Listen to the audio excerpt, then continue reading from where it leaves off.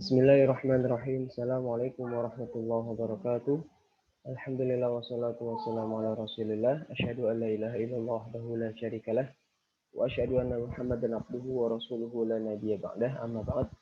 Alhamdulillah pada pagi hari ini teman-teman sekalian bisa uh, bersemangat dan juga masih dalam keadaan sehat dan Allah lindungi. Insyaallah untuk Arabik kali ini setelah kita kemarin di semester 1 telah membahas fi'il atau kata kerja, ya, sebuah kata yang berkaitan atau terikat dengan waktu, itu disebut dengan fi'il.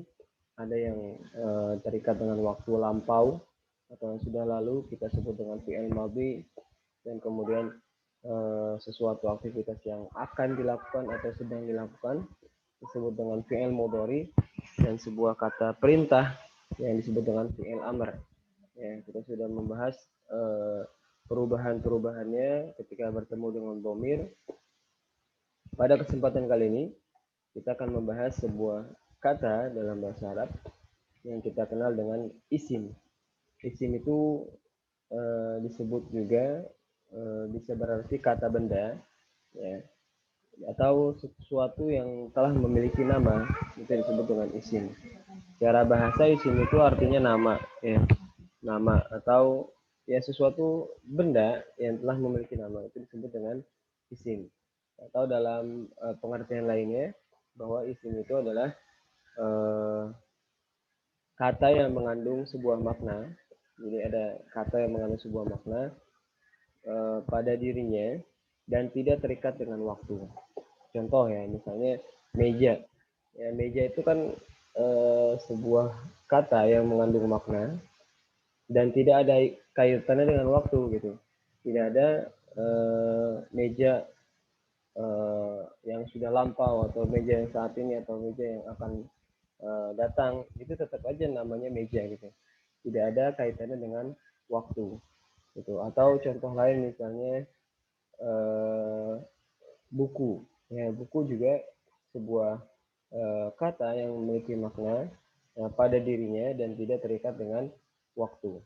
Nah, itu yang disebut dengan isim, ya, sebuah kata benda atau sebuah kata yang memiliki makna pada dirinya dan tidak terikat dengan waktu.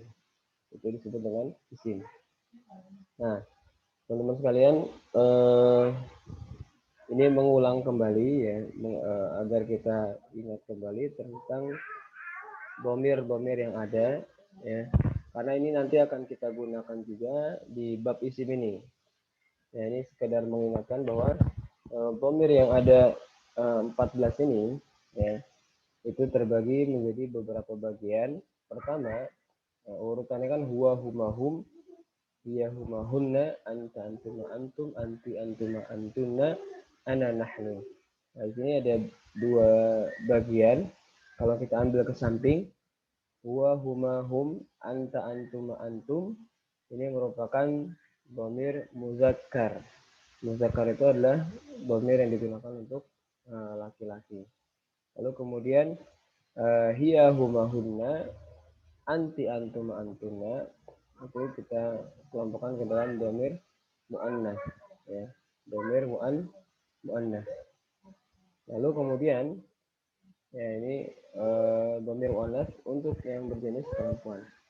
Lalu huwa huma hum, hiya huma hunna, itu adalah dhamir yang kita sebut dengan al-ghaib. Al-ghaib itu adalah dhamir yang kita gunakan untuk kata ganti untuk seseorang yang tidak masuk dalam pembicaraan atau sesuatu yang tidak dalam pembicaraan kita, itu disebut dengan al-ghaib. Ya, lalu kemudian berikutnya adalah al-mukhatab. Al-mukhatab itu adalah dhamir yang kita sedang ajak bicara, gitu, lawan bicara kita. Anta antum antum, anti antum antuna, ana nahnu. Lalu yang berikutnya adalah al-mutakallim. Ini berlaku untuk laki-laki maupun perempuan, ya, muzakkar maupun muannas. Ada ana dan nahnu. Disebut dengan al-mutakallim, seseorang yang berkata, seseorang yang berbicara. Ya, ini penting kita ingat karena nanti akan kita gunakan di bab isim ini. Ya, jadi itu yang disebut dengan isim adalah kata yang memiliki makna yang terikat dengan yang tidak terikat dengan waktu. Oke, baik, berikutnya adalah kita lihat bagaimana cara kita mengetahui bahwa kata tersebut adalah isim. Nah, ini ada 3 tanda isim yang bisa kita ketahui. Yang pertama adalah bisa dimasukkan alif lam. Contohnya alhamdu dalam surat Al-Fatihah, ya, alhamdulillah itu bisa dimasukkan alif lam, maka alhamdu itu kita sebut dengan isim, ya. Lalu kemudian berakhiran tanwin. Contohnya kitabun, qalamun, madrasatun, ya, itu semuanya berakhiran tanwin.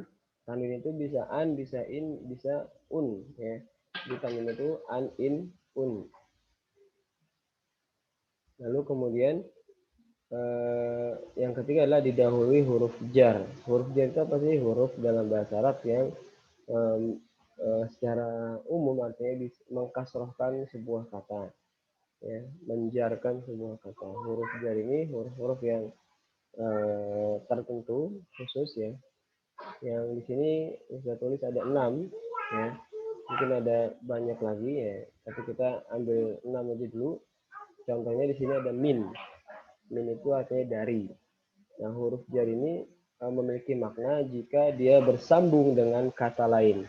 Jadi kalau hanya min saja, maka tidak ada maknanya gitu. Dia harus bersambung dengan kata lain baru memiliki makna.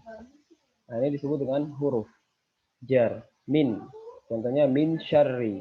Di surat Al-Falaq, di surat An-Nas ada lafaz min syarri. Berarti min itu adalah huruf jar, berarti syarri ini adalah isim.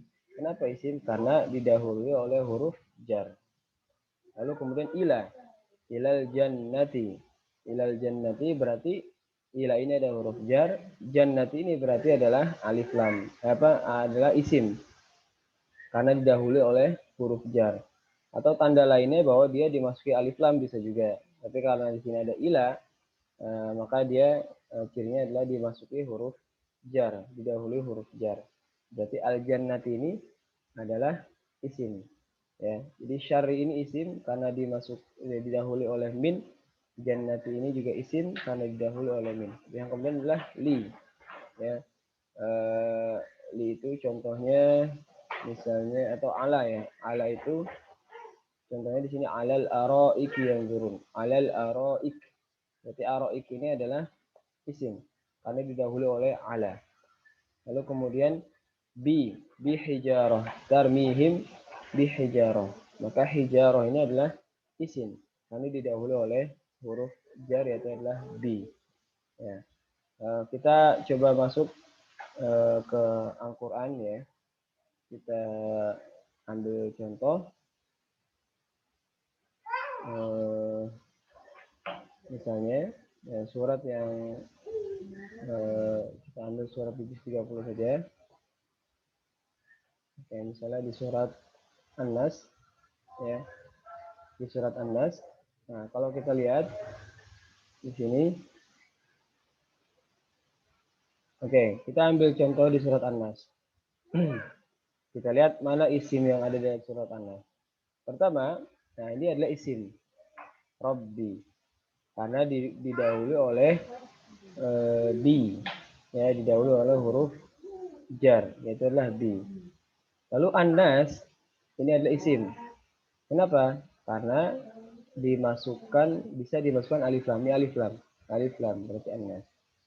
Ya, jadi setiap lafaz An-Nas di surat An-Nas ini dia termasuk isim, ya. Kemudian syarri. Kenapa syarri isim? Karena didahului oleh huruf jar, yaitu adalah min. Lalu al-waswas, al-khannas ini juga isim karena dimasukkan alif lam. Allazi, ya, terus yuwaswisu fi suduri. Ya, fi suduri ini juga isim karena didahului oleh huruf jar fi. Nah, minal jinnati. Ya, minal jinnati, al jinnati itu juga isim karena didahului oleh huruf jar, yaitu adalah min. Ya, min itu aslinya sukun, karena dia bertemu huruf sukun lagi maka diharokatkan. Min al jinnati, aslinya gitu. Min al jinnati. Lalu diharokatkan minal jinnati.